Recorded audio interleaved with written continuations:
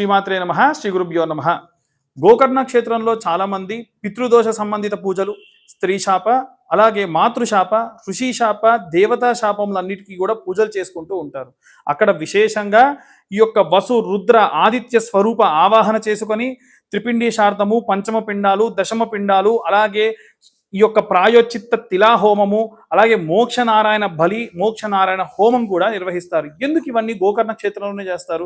ఇంకెక్కడైనా చేయొచ్చు కదా అంటే, రావణాసురుడు ఆత్మలింగాన్ని తీసుకొని వెళ్తున్న క్షణంలో గణపతి అక్కడ నేను కాపలా కాస్తా పట్టుకొని అని చెప్పి జనులందరూ అంటే మనందరి కోసము కూడా విశేషంగా జనోద్ధరణ కోసము స్వామివారు అక్కడ ఆ యొక్క శివలింగాన్ని ఉంచడము, అక్కడే స్వామివారు వెలవడము, ఆ తర్వాతకి ఆ యొక్క గణపతి కూడా ఆ రోజు పట్టుకుని వెళ్తున్నప్పుడు ఏ స్వరూపంలో ఉన్నాడో గణపతి కూడా మనకు అదే స్వరూపంలో అక్కడ గోచరిస్తూ కనిపిస్తూ ఉంటారు. కాబట్టి ఆ క్షేత్రము చాలా విశేషం.